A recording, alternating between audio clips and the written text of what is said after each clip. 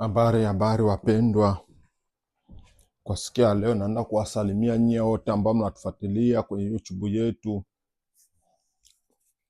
Kwa siku ya leo tutachambua kila kitu chote ambacho hamjakipata kwenye YouTube yetu. Tunaenda kuongelea kuhusu mahali imezidi kupanda sana. Wanaume wanazidi kulalamika huko Marekani, pesa zinazidi kupanda. Wanaume wanalalamika sana kwenye nchi ya Uingereza, nchi zote za Ulaya, pesa zinazidi kupanda sana. Namna ya kuoa. Vipi hali ya Afrika? Tutachambua kila kitu chote Afrika, Ulaya, Marekani, Canada, Australia. Tutaenda kuchambua kila kitu. Mahali yamezidi kupanda sana. Marekani kwa sasa pesa zimezidi kuwa nyingi sana kwa kuoa. Msichana mmoja unaanza kuolewa na dola $27,000 hadi $28,000 hadi $30,000. Wengine wanafika hadi $35,000. Unakuta unaenda kuoa mwanamke anakuambia huyu binti wangu ni wa mzuri sana. Binti wangu ni wa mzuri sana, hawezi anastahili kuolewa kiwango kadhaa. Kwao na wazazi na mwanamke anakuambia binti wangu ni wa mzuri sana. Ukitaka kumuoa unabidi kumuoa dola $35,000. Bila dola $35,000 binti wangu hatoki nyumbani. Bila dola $30,000 binti wangu hatatoka nyumbani, kwa sababu binti wangu ni wa mzuri, binti wangu ni mrembo, binti wangu ana sura nzuri, binti wangu ni wa maana sana, binti wangu ni mzuri, ni mrembo. Anabidi kuolewa kwa dola $35,000.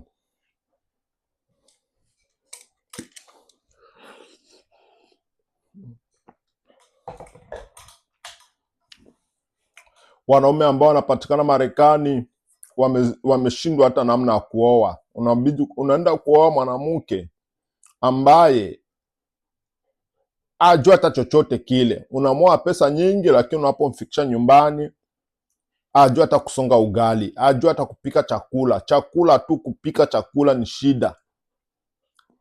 Unakuta binti umeenda kuoa, kazi yake kule nyumbani kwao, kipindi alikuwa anaishi kwao, alikuwa anakula kwa hoteli. Yeye ajui kupika, hata chakula chetu cha Afrika, kusonga ugali, kupiga mboga mbalimbali kama vile kisamvu, mboga mbalimbali zile, binti ajui.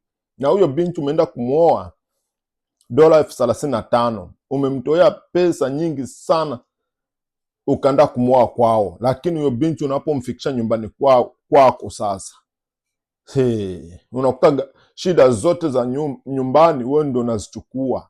Wewe mwanaume ndio unakuwa unamfulia nguo, wewe mwanaume ndio unakuwa unampikia chakula, wewe ndio unakuwa unasonga ugali kumsongea ule binti, ule mke wako ambao umeenda oa. Lakini wazazi hawataona kitu kama hicho. Wazazi kwao na binti hawaoni kitu kama hicho. Wazazi, kabla hamjaomba pesa nyingi kwa mtoto wako, chunguza kwanza binti wako. Je, huyu binti wangu anajua makazi? Je, binti yangu anajua kupika chakula?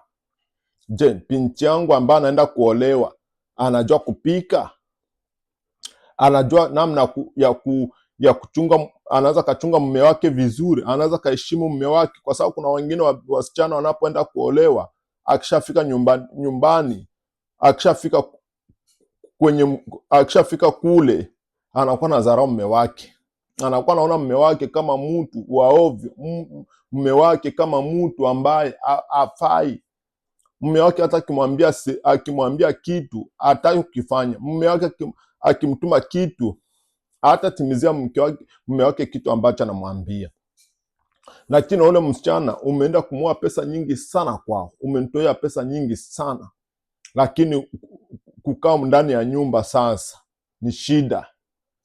Unakuta kila mara yeye ni kuwaza kwenda kula kwenye hoteli. Hawezi pika chakula. Ukimletea chakula unataka kuemea, unamletea pika chakula, yeye hataki kupika chakula, hajui kupika. Lakini umeenda kumuoa pesa nyingi. Kama hali yetu ya Afrika, kama vile kipindi kile niwaambia siku ambazo zilizopita, Afrika wanawake wanakuwa wataratibu sana. Wanawake wa Afrika wanakuwa wataratibu sana, na wanawake wa Afrika wanaolewa pesa ndogo sana, wanaolewa pesa zile ambazo mwanaume anaweza kaweza kuzipata kwenda kuoa ule mwanamke. Afrika unakuta mwanamke unamuoa pesa ndogo, lakini heshima itakuwa nyingi sana. Atakuta iko na heshimu mume wake, iko na heshimu mume wake ndani ya nyumba, na chakula chote anajua kukipika. Chakula chote anajua kupika, anajua namna ya kujiandaa. Naposema kujiandaa, anajua kazi zote ndani ya nyumba anazijua.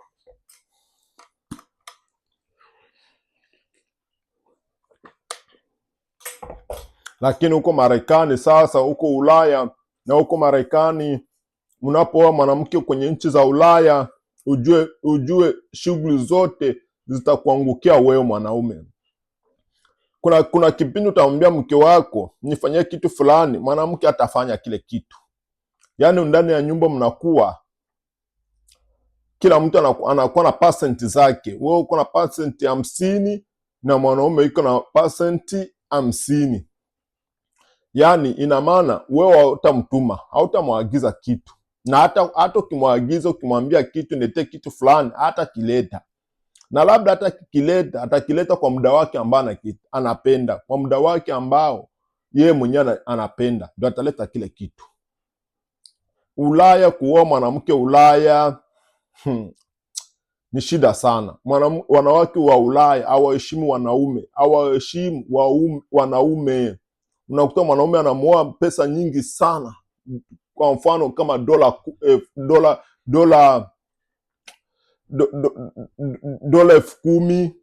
$9,000 kwenye nchi za Ulaya, 9,000, 7,000, 8,000.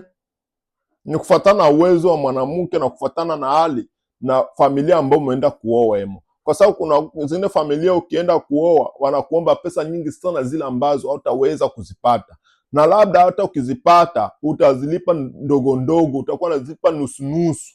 Yaani unakuwa kama vile unaenda chukua deni.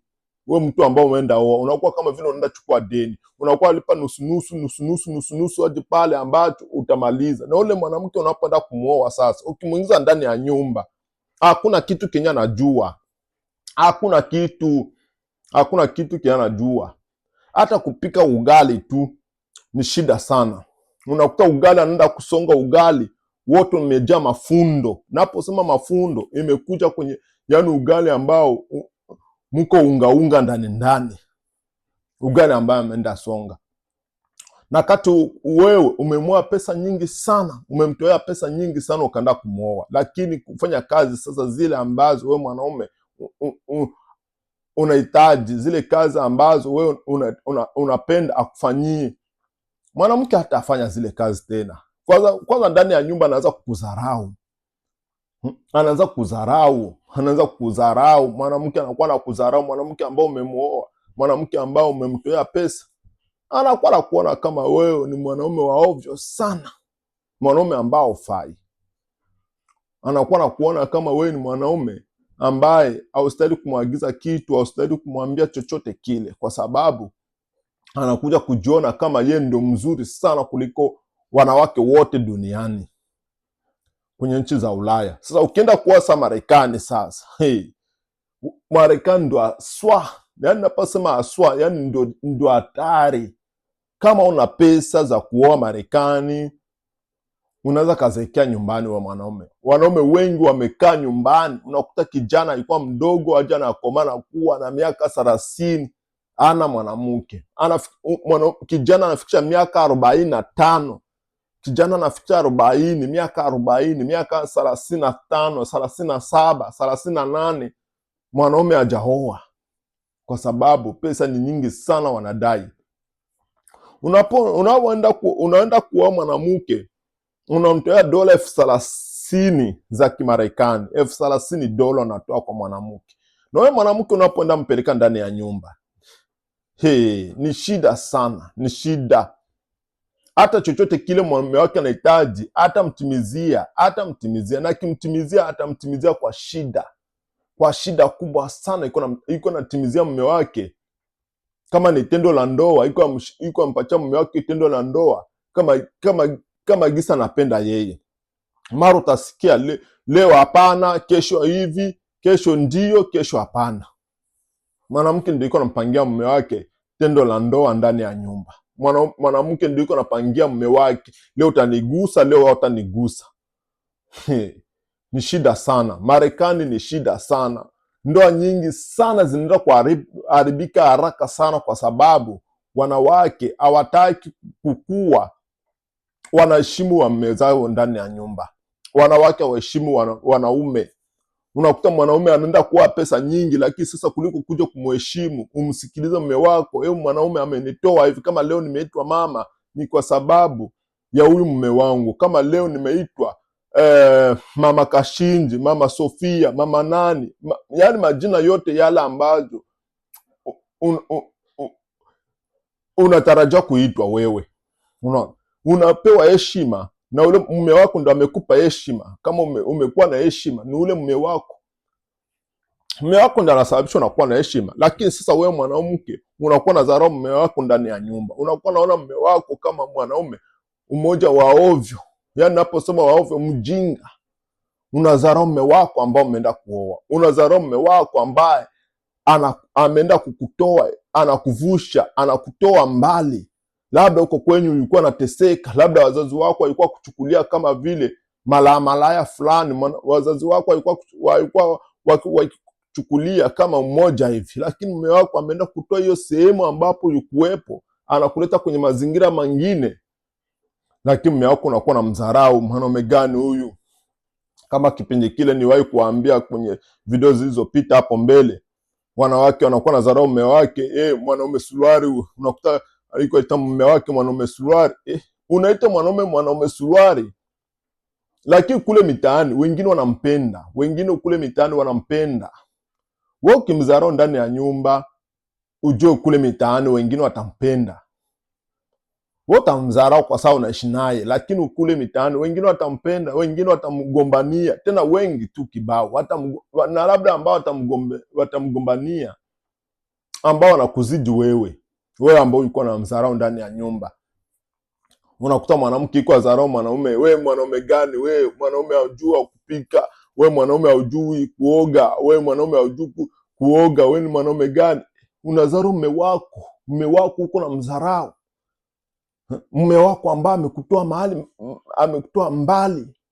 Mume wako ambaye amesababisha leo ukajulikana na mataifa, ukajulikana watu. Unaweza itwa mama fulani.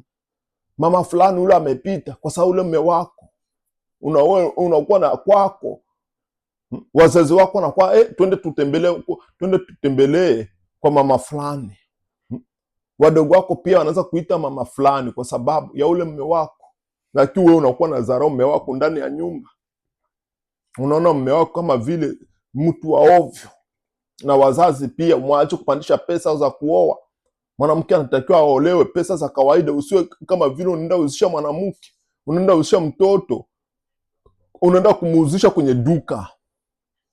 Jameni, chukueni huyu mtu hapa mnipe pesa, mimi nawauzisha naye. Sio hivyo. Sasa unaenda kuoesha mwanamke $35 za kazi gani? Ni pesa nyingi sana. Mwanamke sio duka. Unabidi kuoesha mtoto wa kike hela kawaida kama 7,000, 8,000 kwa Marekani. 7,000, 8,000, mwisho huyo hata 10,000 ndio mwisho. Kwa sababu mwanamke sio biashara. Mtoto sio biashara, lakini unaenda kumwosha 20,000, 30,000, 20,000, 27 Marekani. 27 ndo naoa. Bila 27 hautaoa. Na wengine wanafika hadi 30, wengine wanafika hadi 35. Ni pesa nyingi sana. Unatoa pesa nyingi sana kwa kuoa mwanamke. Na ule mwanamke umeenda kuoa ajui chochote kile. Ajui chochote, hata kupika chakula ajui. Na hajawahi kupika hata chakula. Kutandika kitanda tu, kitanda ambacho mume wako ataenda kulala, ni shida. Mwanaume unakuta unasema sana juu ya kutandika kitanda. Kitanda tu kutandika, ajui kutandika kitanda. Na wakati umeenda kumwoa huyo mwanamke 35,000, 30,000, na mwanamke ajui kutandika kitanda, ajui namna ya kutandika kitanda, ajui, lakini juu ya tamaa ya wazazi wake waenda kumuoesha 35,000 na baadaye tena shida kidogo ikitokea, mwanamke tena anaanza kuzarau mnyumba, anajendea kwao tena. Usifikiri unaenda kumwoa 35,000 labda kwao atakuwa anaenda kila mara. Ingekuwa umeoa 35,000 na mwanamke asiendai kwao,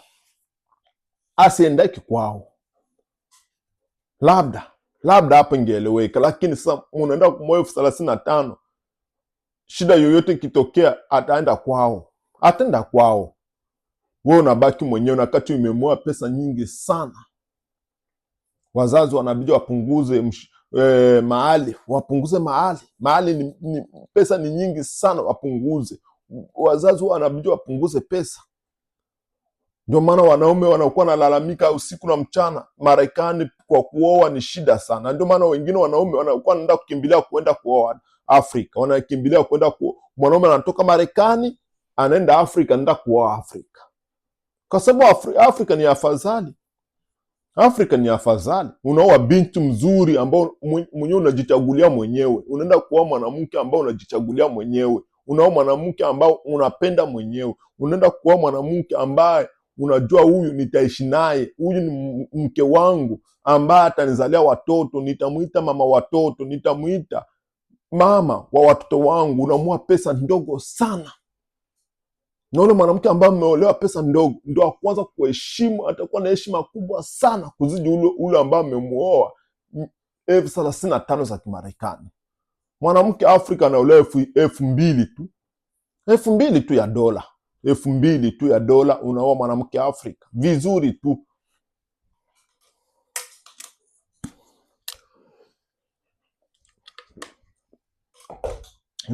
Na kuna kipindi unaweza kamua hata kwa 1,500 mkielewana vizuri na wazazi, mkielewana. Ukikuta wazazi ambao mmeenda kuoemo, familia ambao mmeenda kuoemo ni familia nzuri, mtaelewana, utaweza kamua hata kwa 2,000 wala 1,500. Mwanamke mzuri, binti ambaye hajazaliwa, hajawahi kuzaa, ana mtoto nyumbani na hajawahi kuzaa, utamua hata kwa 1,500. Binti